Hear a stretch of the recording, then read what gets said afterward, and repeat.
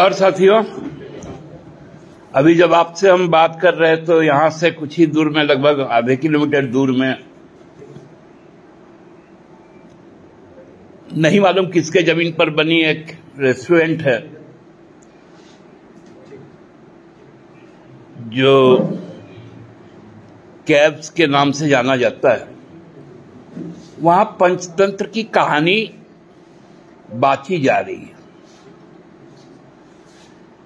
वहां विक्रम बेतालों का एक झुंड जो पंचजन्य से पढ़े हुए लोग हैं, पांचजन्य एक मासिक पत्रिका है आरएसएस का, उसके शब्दों से पिरोए हुए पंच प्रण के नाम से, मतलब उसको समझा जा सकता है कि वो एक प्रपंच है। उसके नाम में ही प्रपंच दिख गया। पंचतंत्र की कहानी में हम लोग बहुत सारे प्रपंच देखे। जब विक्रम बेताल को कंधे पर लेकर जाता है, फिर ऐसा प्रपंच होता है कि फिर से बेताल उसके कंधे से उड़कर फिर से वृक्ष में चल जाता है। वो पंचतंत्र की कहानी अभी बांची जा रही है, कुछ देर और बांची जाएगी, क्योंकि 5 साल तक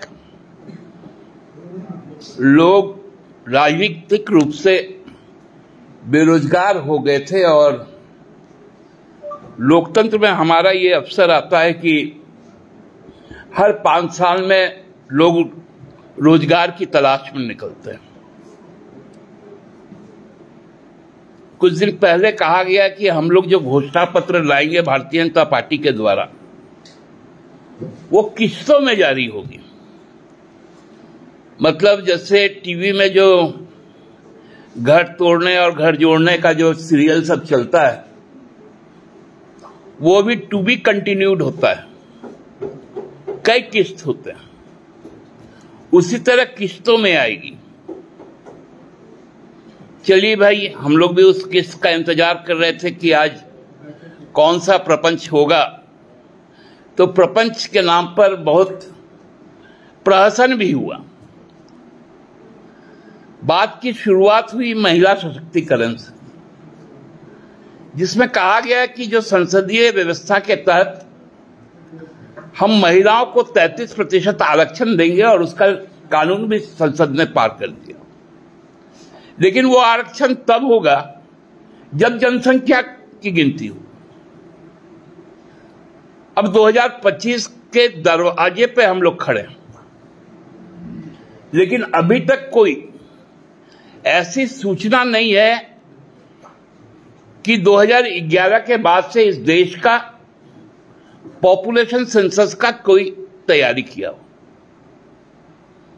तो पहला प्रपंच से ही शुरू हुआ। ना नॉमन तेल होगा, ना राधा नाचेगी, जिसको हम लोग कहते हैं कि नाच न जाने तो आंगन टेढ़। दूसरा, वही बोले ना, भूत, बार बार प्रधानमंत्री जी बोल रहे हैं, तो हमारी जितनी योजनाएं हैं अब भूत बनकर उनके पीछे चल रही है। गोगो बहना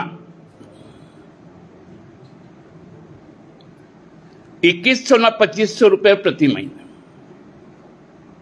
अब उनको समझाना पड़ रहा है कि गोगो का मतलब होता क्या।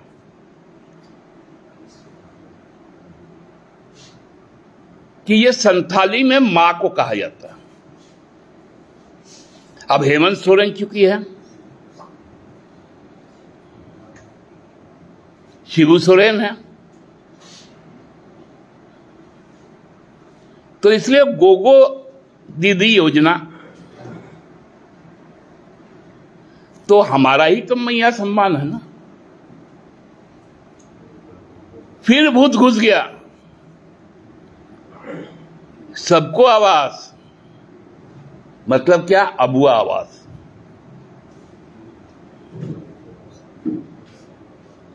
बोले हम रोजगार से जोड़ेंगे। भैया रघुवर शासन में 14 से 19 तक में आपने केवल और केवल संविदा के आधार पर नियुक्तियां दी और हम उन सभी संविदा कर्मियों को समायोजित करने का काम किया। 1.5 लाख से ज्यादा हम सरकारी नियोजन कर चुके हैं और लगभग 3 लाख अपने युवाओं को रोजगार के साथ जोड़े, प्राइवेट कंपनियों, एमयू के बाद, कौशल प्रशिक्षण के बाद। साथ साथ मुख्यमंत्री समृद्धि योजना के तहत, ग्राम गाड़ी योजना के तहत, नए उद्यमी योजना के तहत लाखों लोगों को सीधा लाभ पहुंचा।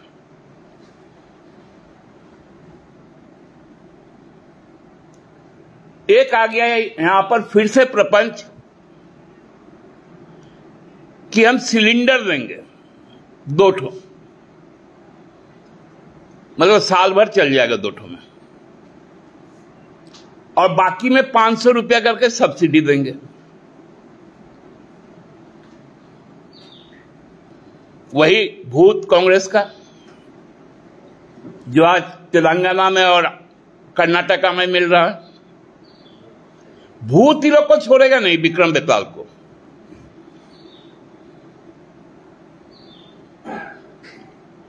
और एक बड़ा अच्छा बात बोल रहे थे, बगल में शिवराज जी बैठे हुए थे, व्यापम विख्यात, और बोल रहे थे प्रथम मुख्यमंत्री जिन्होंने 2 जेपीएससी करवाया और दोनों पर सीबीआई की जांच।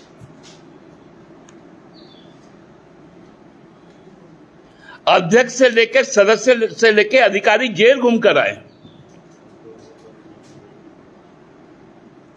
वो कैलेंडर की बात कर रहे थे, और पिछले 5 साल में 14 से 19 तक एक भी जेपीएससी नहीं हो पाया था।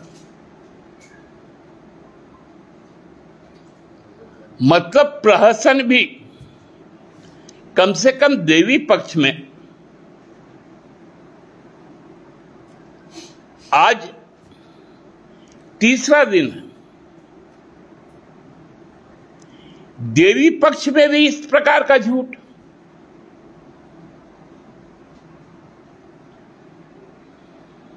अब भगवान को भी नहीं छोड़ेंगे लोग, क्योंकि सुप्रीम कोर्ट ने तो कहा है कि कम से कम भगवान को तो छोड़ दीजिए। ये पक्ष जो छोड़ देते, विजयदशमी के बाद करते। अब आएगा कि 15, देखिए कैसा कैसा प्रपंच। जब 25 साल का झारखंड होगा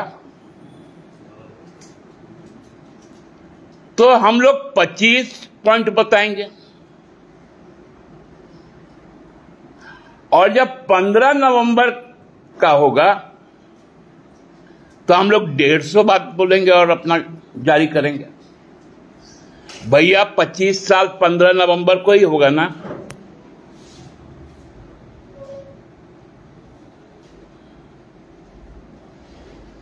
तो फिर 150 फिर उस दिन कैसे करेंगे? क्योंकि भगवान बिरसा की 150वीं जयंती तो उसी दिन है।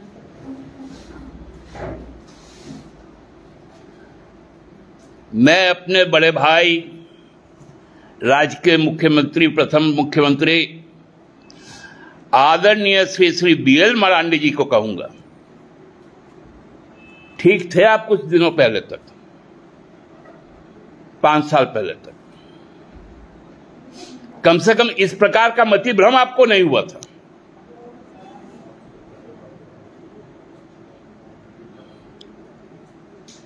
एक कामरूप डिस्ट्रिक्ट का आसाम से जो आए हैं, जुल्काबाड़ी उनका निर्वाचन क्षेत्र है, वहां के मुख्यमंत्री और ये मध्य प्रदेश के मुख्यमंत्री रहे हैं। इनके चक्कर में इनकी मति भ्रष्ट हो गई। उनके लिए संवेदनाएं भी हैं। मैं तो ईश्वर से प्रार्थना भी करता हूं, मां कात्यायनी से मैं आराधना करता हूं कि जो मति भ्रम के ये शिकार है उससे बच के बाहर आए।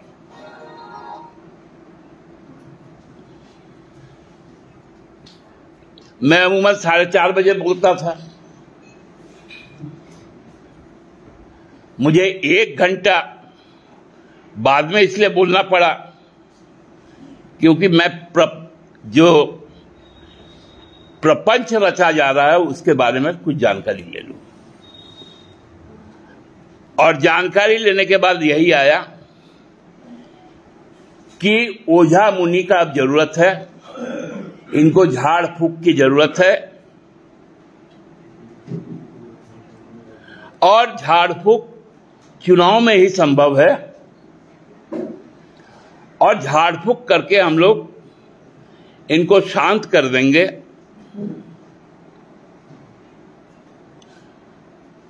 और कम से कम कॉपी पेस्ट, क्या बोलता है, कंट्रोल सी ना क्या, हाँ ऐसे कुछ होता है ना, कंट्रोल बी, सी और पी, और वी और पी, और सी और पी, वी, अच्छा कंट्रोल सी कंट्रोल वी, ई वाला काम ना कीजिए। कुछ इनोवेटिव आइडिया हो तो वो आइडिया लेके आइए, क्योंकि आइए हमारे बहुत सारे अभी पंडाल बन रहे हैं, कई इनोवेटिव आइडिया वहां पर इमर्ज हो रहे हैं। कम से कम पंडाल घूमकर इस देवी पक्ष का अनुभूति भी कीजिए, और लोगों को, क्योंकि अभी शाम के वक्त तो फिर पाठ भी होगा, तो हंसाना उसाने का काम मत किया कीजिए। आपको आसन्न हार के लिए बहुत बहुत शुभकामनाएं। और इस प्रकार का फिर 15 नवंबर को हम लोग आपका इंतजार करेंगे, जब 25 एक तरफ, 150 एक तरफ होगा। बहुत बहुत धन्यवाद। एक बात और कही जा रहा है कि झारखंड में कोई भी नौकरी बाहरी को नहीं मिलेगा, ये भी उनके चीजों में है, घोषणा किया। अब मजबूर होना पड़ा, क्योंकि हमने जब 75% सीटें आरक्षित की और 100% तृतीय अर्थ, तो मैं तो कह रहा हूं कि कंट्रोल सी कंट्रोल वी,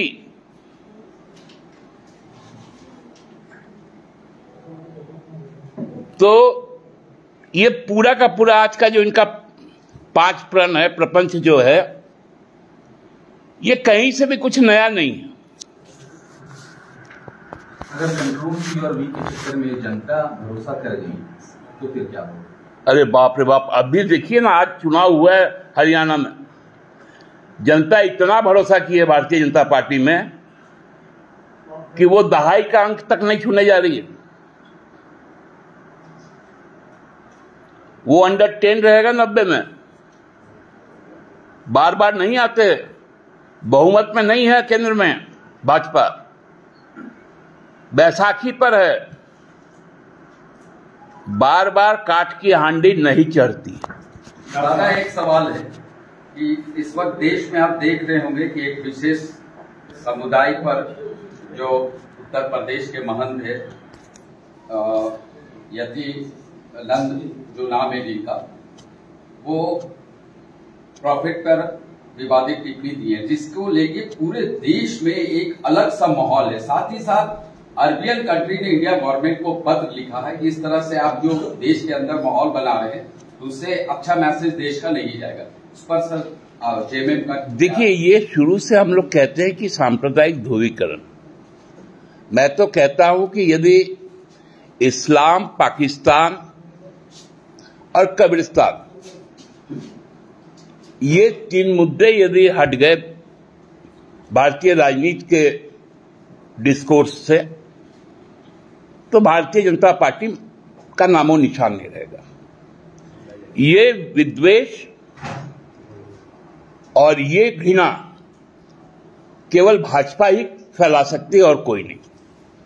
कल अमेरिकी रिपोर्ट में जो दावा किया गया है कि भारत में अब संख्यकों पर हमला हो गए हैं, भारत इसका विरोध कर रहा है, भारत सरकार क्या कहेगी?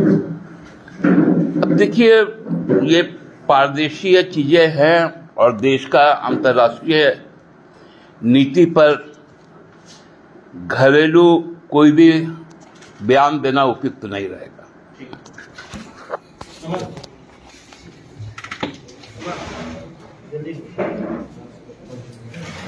आए समझ में